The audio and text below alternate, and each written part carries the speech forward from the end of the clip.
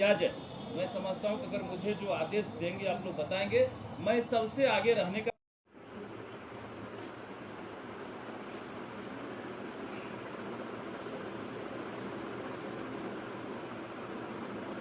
लगभग 8 महीने एक नंबर से केवल 3020 बार और दूसरा भी नंबर था, उस नंबर से लगभग 800 बार कुल मिला के लगभग 4000 बार 8 माह में। फिर हम लोगों ने इनको बम को डिटेन किया, पूछताछ की, तो पूछताछ की जो चीज़ें बहुत स्पष्ट हुई।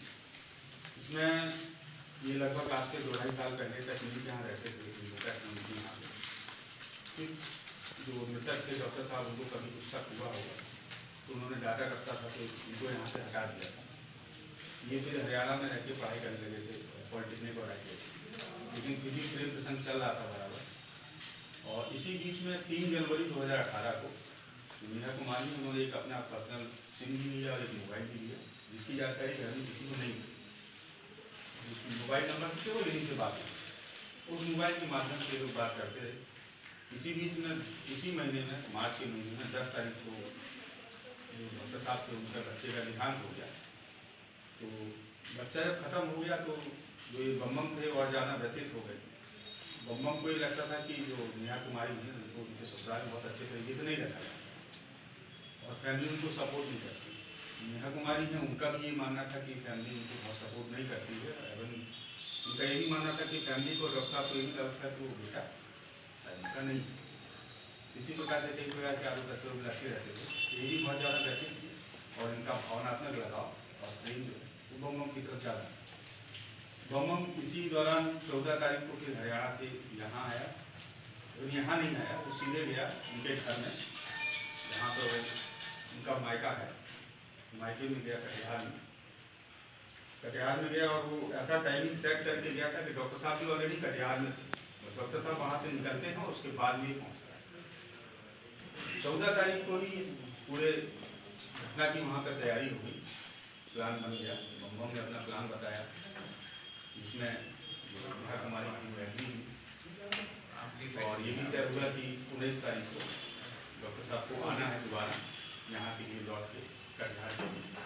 उसी दिन हम लोग इसको करते, जिसमें फिर बम ने अपने एक मित्र से साथी उसकी जो इसी जिले का निवासी है उसका सहयोग लिया, नाम अपने उसका डिस्क्लोज नहीं कर सकते, उसका साथ लिया। और 19 तारीख को घटना के दिन बम सुबह जहाँ इनका घर है मधेपुरा में, मधेपुरा से बम सुबह 8:51 पर अपने घर के लिए निकलता है और 12:45 पर रमेश झा रोड में गंगला के आसपास में जो इनका क्लिनिक था वहाँ पहुँचता है। वहाँ पर वो वेट करता है डॉक्टर साहब का क्लिनिक से निकलेंगे अपने घर के लिए या हो सकता है सीधे परिवार के लिए। उसके साथ में उसका दोस्त भी था। डॉक्टर साहब निकलते हैं 12:58 पे क्लिनिक से, ये उनके पीछे लग जाता है। डॉक्टर साहब घर जाते हैं, घर में कुछ देर रहते ही ये घर के ही बाहर अपना एक लोकेशन बनाया रहता है। अपना इसका पैसन प्रो बाइक था, उसमें अपने दोस्त के साथ में हथियार के साथ में डॉक्टर साहब निकलते हैं लगभग 2:17 पे अपने घर से, तो उनके पीछे लग जाता है। और जब जो घटना स्थल यहाँ पर गाड़ी मिली है उससे लगभग 300 मीटर 400 मीटर तक ये लोग अपनी बाइक वहाँ छोड़ देते हैं। और रास्ते में सबसे पहले बम डॉक्टर साहब को अकेले मिलता है। तो डॉक्टर साहब क्योंकि मेरा भाई ही था तो डॉक्टर साहब गाड़ी रोक लेते हैं और मुझे बोलता है कि हमको किसी तरफ जाना है, हमको भी छोड़ देते हैं। और सब वहाँ से इनको वापस लाता है कि चलिए मैं दूसरे रास्ते से लेकर चलता हूँ। लगभग 400 मीटर चलने के बाद में जो इनका दोस्त था बम का, वो वहाँ पे मिलता है। फिर बोलता है कि ये हमारा दोस्ती है, इसको भी शायद जाना, अपनी तक गाड़ी रोक लीजिए। ये आगे की सीट में बैठता है बम, जो इसका दोस्त है वो पीछे की सीट में बैठता है। और मुश्किल से 100 मीटर गाड़ी चलने के बाद जैसे ही इन लोगों के एकांत लगता है तो इनका जो दोस्त था उसके पास हथियार, वो पहला प्रयास करता है फायर करने का, पर वो फायर होता नहीं। 2-3 बार उसको फॉक करता है, जिगर भी दबाता है, लेकिन जिगर दबता नहीं। और इसी फॉक करने के क्रम में फाइनली ये गोली चल जाती है। बस वो गोली लगती है सीट में गोली लगती है, गोली की आवाज़ भी आती है। इन लोगों को लगता है कि शायद गोली सीट में ही लगी, डॉक्टर साहब को गोली नहीं लगी।